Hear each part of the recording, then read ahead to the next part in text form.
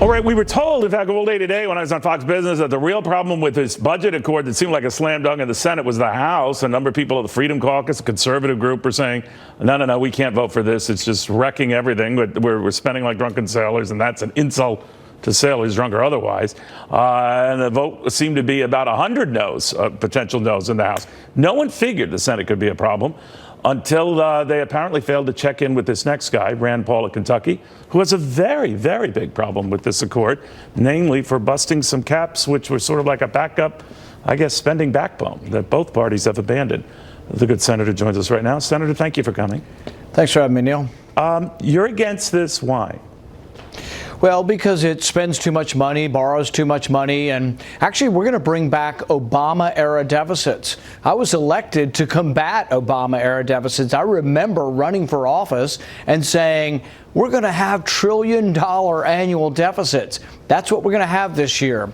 So now it's Republicans in charge, busting all the spending caps. The Democrats are complicit. Both parties, the establishment, want to spend more money. And I think part of the reason the markets are so jittery is they worry about the long-term imbalance of government debt. We have a $20 trillion debt, and we're going to be now adding $1 trillion to it this year because of the spending deal. This is a rotten deal and not good for any of those of us who believe that you can get too much debt for a country to bear. I'm not blaming this on you, Senator. I will say we were down, about 650 points, and word came out about your concern here, and you know how we ended, down more than 1,000. But that some accord is better than no accord. The argument being, and I think it was advanced at the White House, that President Trump was signing on to this because, while he had his misgivings, he had more misgivings about all these continuing resolutions that sort of kept the government limping along, 6 weeks at a time. Well, what do you think of that? I think it's a misinterpretation of markets to think that they always just want something passed. I remember when we had the debt crisis in 2010, 2011, when we got the sequester, everybody was like, oh, the U.S. debt has been downgraded because we couldn't come to a resolution. Hell no, it was downgraded because we had so much debt and there was nobody talking about fiscal responsibility.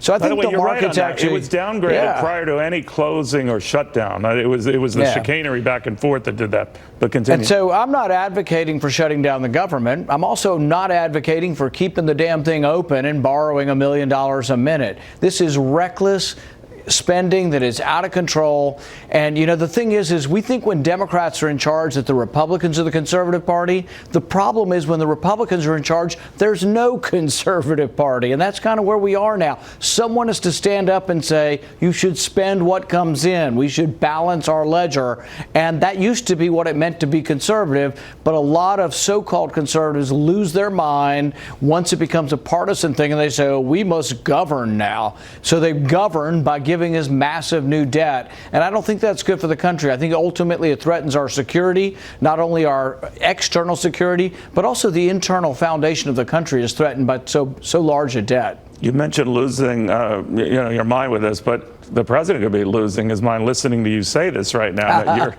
you're getting in the way. Have you bounced this off of him? I talked to him this afternoon, and we had a good conversation, and I told him to call up the majority leader, Senator McConnell, and tell him I wanted 15 minutes to have a vote to make a point that conservatives are unhappy with this deal.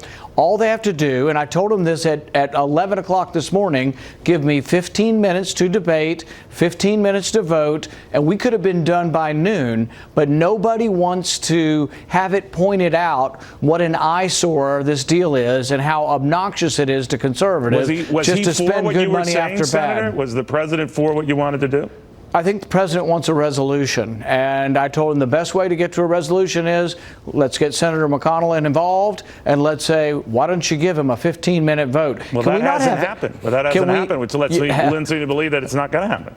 Well, we'll see. I mean, if they want to stay up till 3 in the morning, I'm happy to do it for something I consider to be important, and that is the fiscal solvency of this country. This country's going to hell in a handbasket with people who do not care enough about the country to restrain their appetite for spending. We have to do more. There have to be some conservatives left. What happened to the idea of being a fiscal conservative? Where are they? Have we all just, given up on it because Republicans are in charge? We promised the people who gave us money and voted for us us that we were going to be the adults that were going to try to spend less money and balance budgets, and then those people put us in charge, and I hear from them all the time, what happened? Where are the conservatives we thought we were electing? It sounds like you're angry at Mitch McConnell. Yeah, the system, and it's not just one person. It really is about the system. But if I were to call the system a person, I'd call it the establishment. And it's a whole lot of people who really cannot have enough vision to understand that we cannot continue to spend this way. We have a debt that's bigger than our economy. We have a lot of good stuff. The tax cut's great, and I think it's going to really stimulate the economy. But I truly believe the markets are jittery because they're worried about the long-term imbalance between what comes in and what goes out for the federal government. They also are worried, I think, of some inflation returning, and I think also the stock market, frankly, has been overwrought for quite some time. Mitch McConnell is as establishment as you can get, right? He's your establishment, head of your party in the Senate.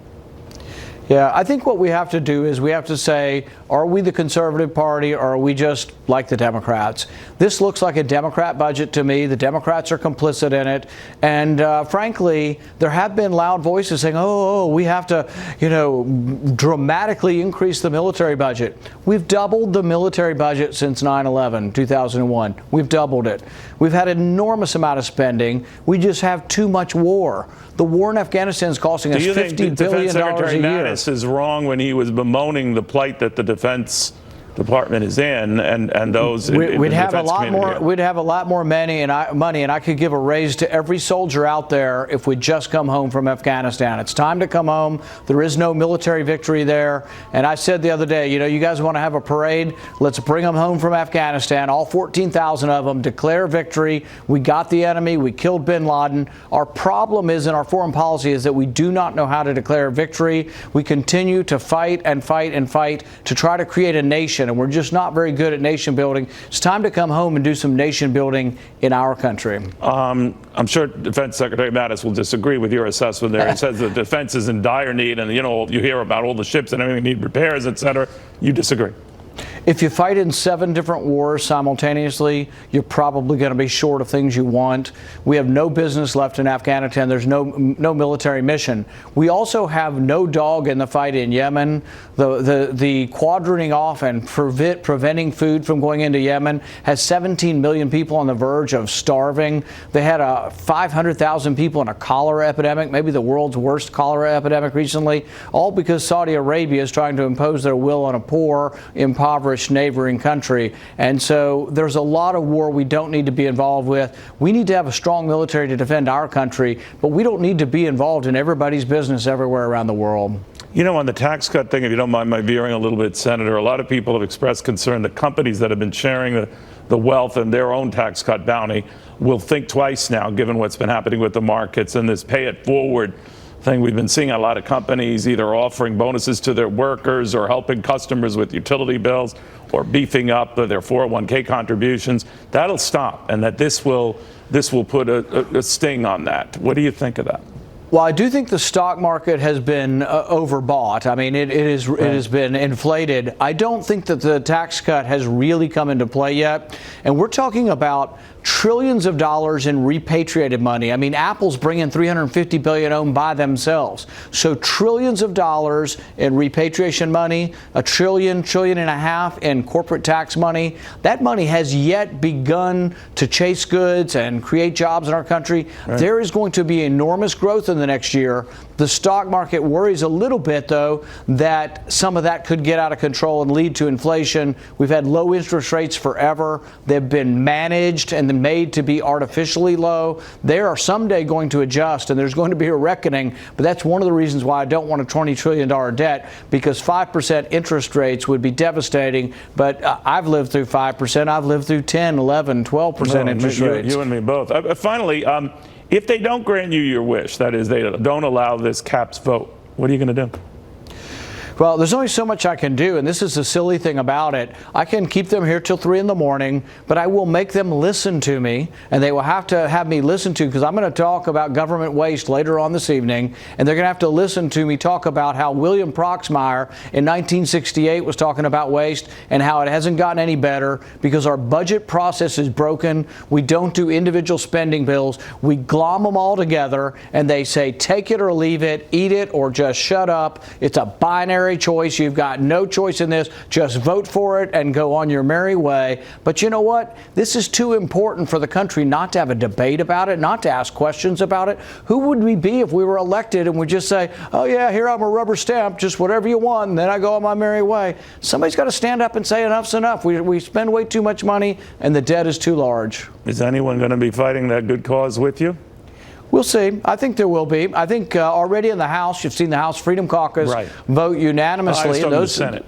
Those are the conservatives. The group of conservatives in the Senate is smaller, but I think there'll be, I would predict that if I get a vote on my amendment, 15 to 20 votes, those will be maybe the same people who vote against this deal. So it's not a majority, but it means that there is some hope for the country, that there are some people in Washington, not a majority, but there are some people in Washington who care about the debt and care about the spending.